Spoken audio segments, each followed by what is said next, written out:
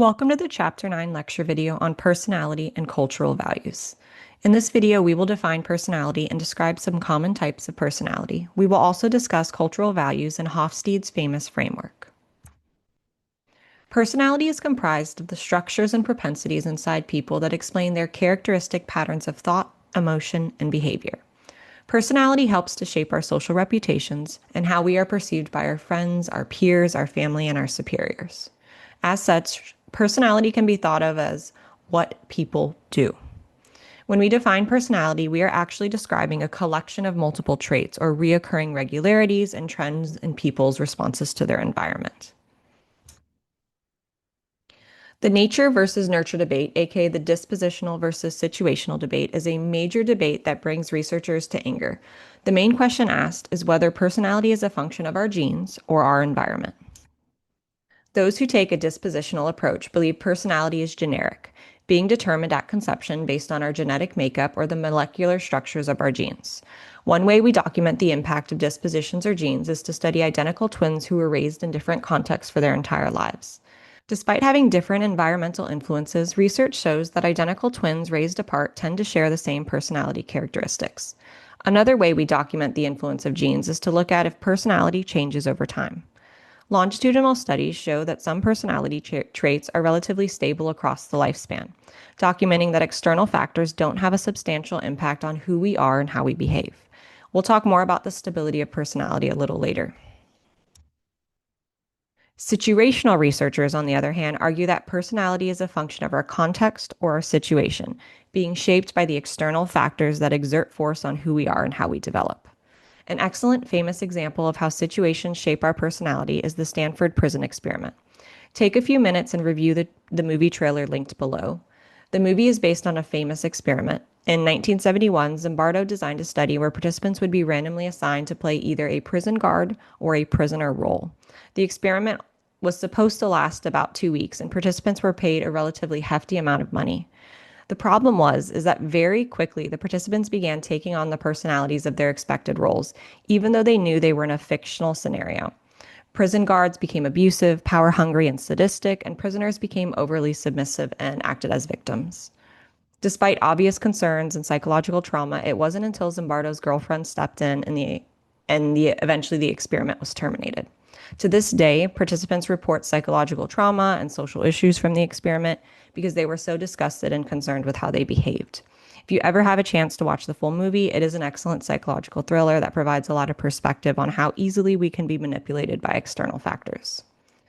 Another example of external factors that can shape your personality is culture. Cultural values are defined as shared beliefs about desirable modes of conduct in a given culture. For example, in some cultures, assertiveness is frowned upon, whereas in others, it is a positive way of conducting yourself. Same thing with risk-taking behavior, being risk-averse. It depends on your culture.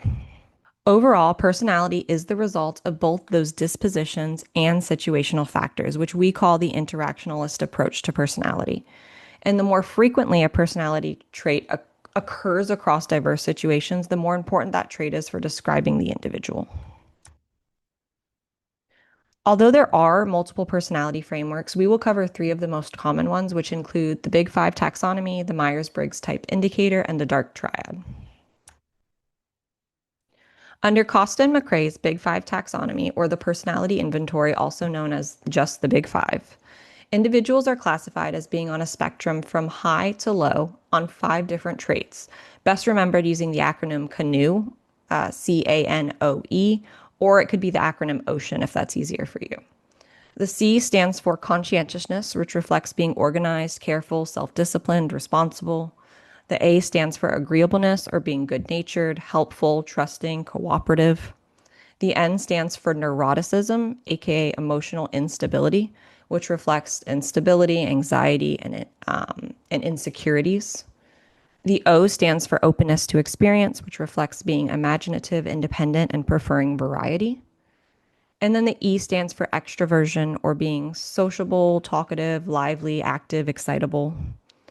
Take a few minutes to review the linked video. Start the video at the 3 minute and 15 seconds mark and watch it until the 4 minute and 45 seconds mark.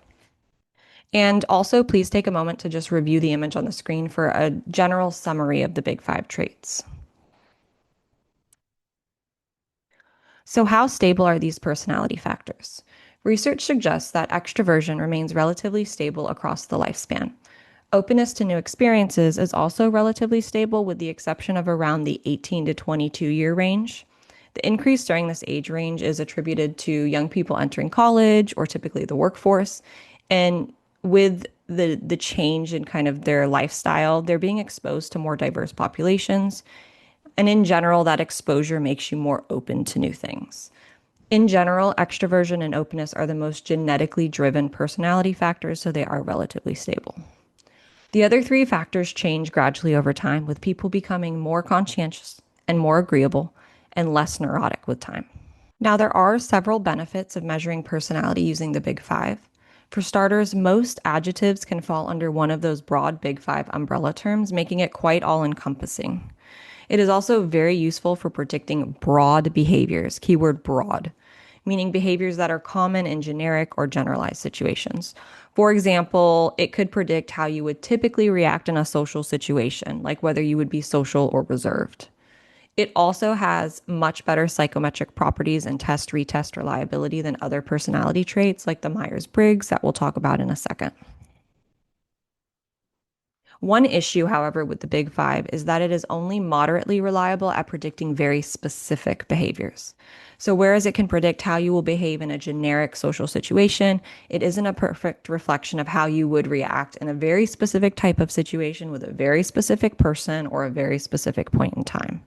Thus, the Big Five is a useful tool for predicting employee behavior, but mostly those generalized behaviors.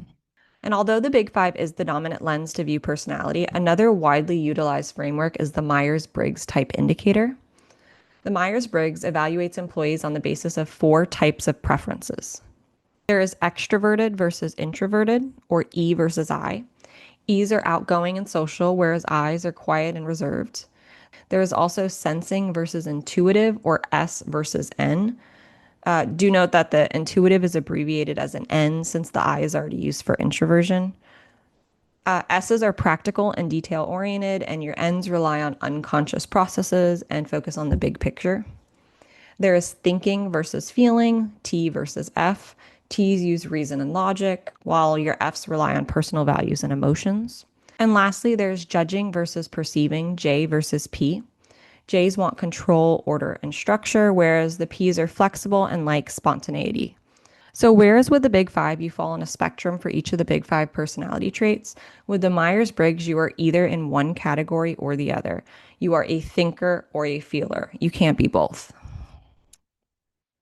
And the Myers Briggs categorizes people into one of 16 unique personalities. For example, if you were categorized as a ISTJ, you would be the I, the S, the T, and the J. And if you were categorized as like an ENFJ, you would be extroverted, intuitive, feeling, judging. Just make sure that's clear. One real benefit of the Myers Briggs is that it simplifies personality into 16 categories that are really easy to understand. However, this is also a con, as the Myers Briggs claims there are only 16 types of people in the world, which just isn't true. Another issue is that it has poor test retest reliability, meaning if you take it today, your score could be different than if you take it tomorrow. And part of the reason for the poor test retest reliability is that the Myers Briggs is rated on a dichotomy. If you score 48% on the introversion extroversion spectrum one day and then a 51% a few days later, your classification in the taxonomy would be completely different. Despite these issues, the Myers Briggs is often used in employee selection, which is very problematic. Research consistently shows that the Myers Briggs should be used as entertainment and not as a selection tool.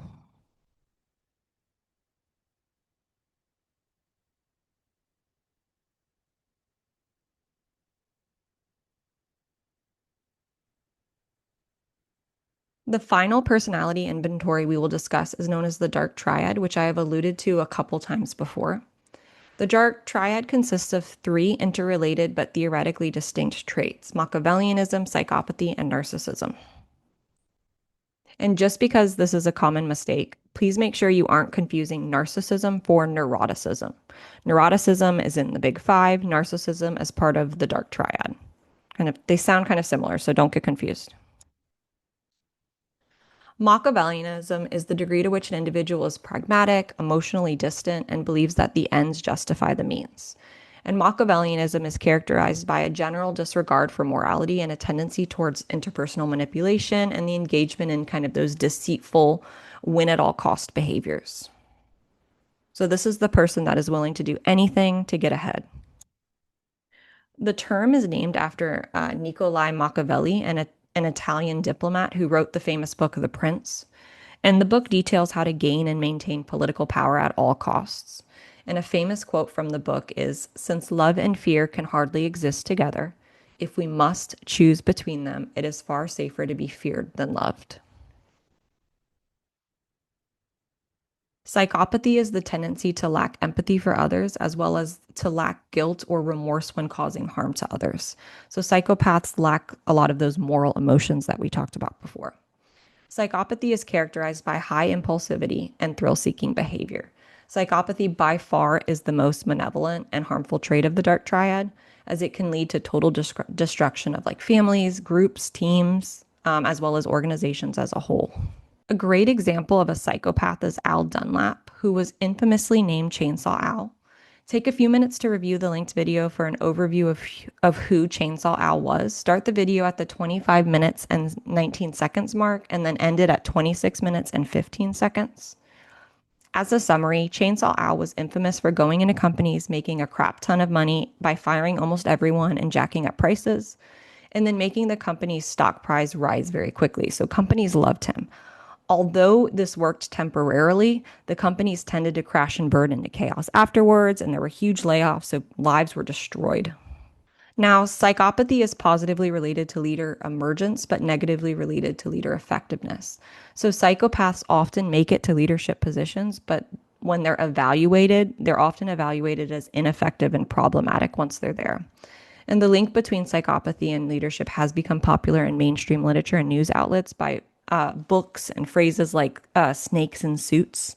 This is common to refer to a psychopathic leader or CEO.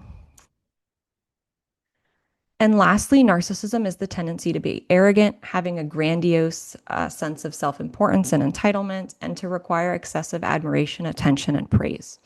Individuals high in narcissism show extreme levels of vanity and perceived superiority. The term is originally named after Narcissus of Greek mythology, who fell in love with his own reflection. Now, take a few minutes to review the linked video as it explains what narcissism is and what the two common types are. You will need to know the difference between grandiose and vulnerable narcissism, so take a few notes. You'll stop the video at the 2 minute and 30-second mark. Importantly, narcissists are more likely to emerge as leaders, but they aren't always effective long term because people start to pick up on their self centered inclinations. In a somewhat recent study on the dark triad, Vidali and Thompson compared dark triad scores across 4 different majors. When considering business, economics, psychology, law, and political science, take a few seconds to think about which group of people scored highest on the dark triad traits. Interestingly, business and economics students scored significantly higher on narcissism and Machiavellianism, and there were no significant differences in psychopathy between the majors.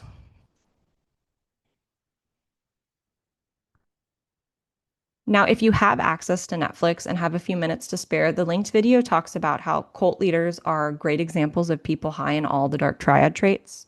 This isn't a required video since not everyone has access, but it is interesting if you have the time and the interest.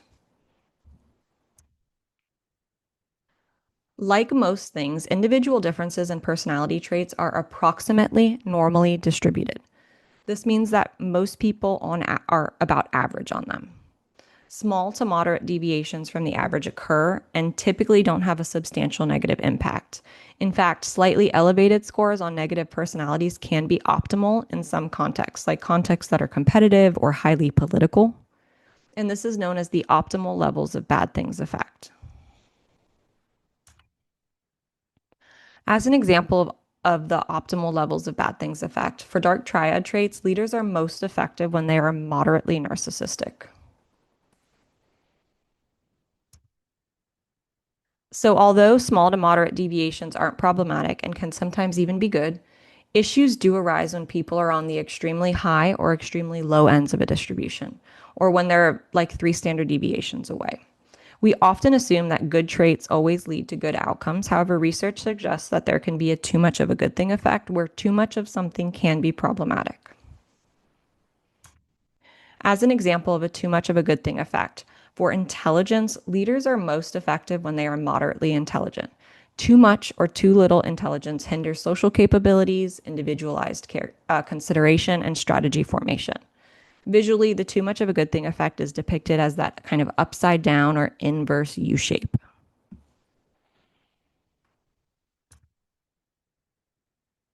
So, indeed, most things are better in moderation. People run into trouble with the general population when they are extremely high or extremely low on specific personality traits.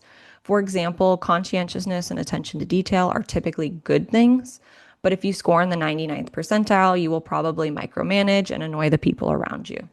That being said, scoring abnormally high in some traits, for example, psychopathy, are way more dangerous than scoring abnormally high in other traits like the Big Five.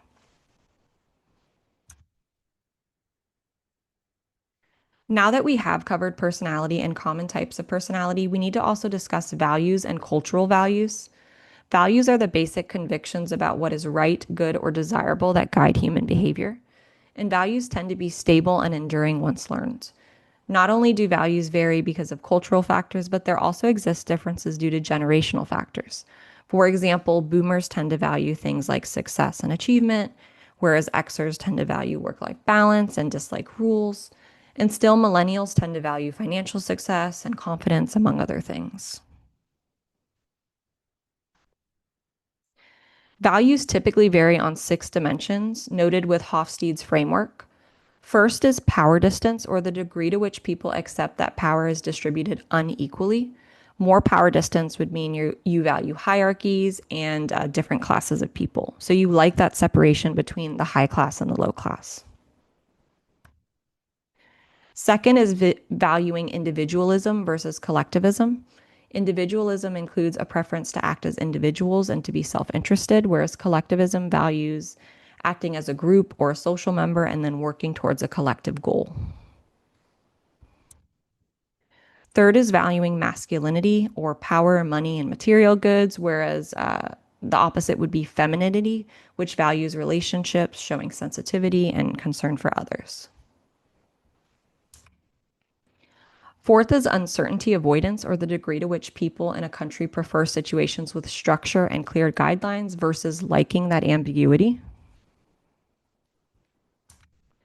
Fifth is long-term versus short-term orientations.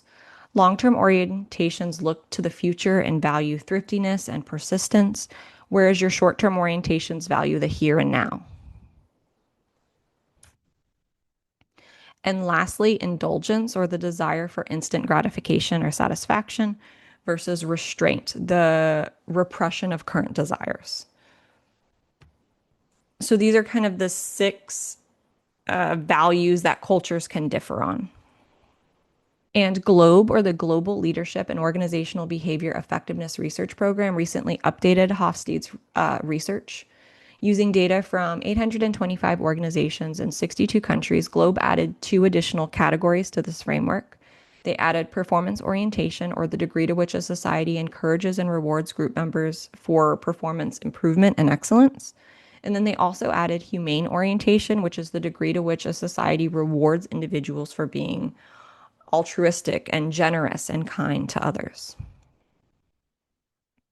Okay, that is all that I have for you for this lecture video. If you have any questions, please email me at samantha.jordan@unt.edu.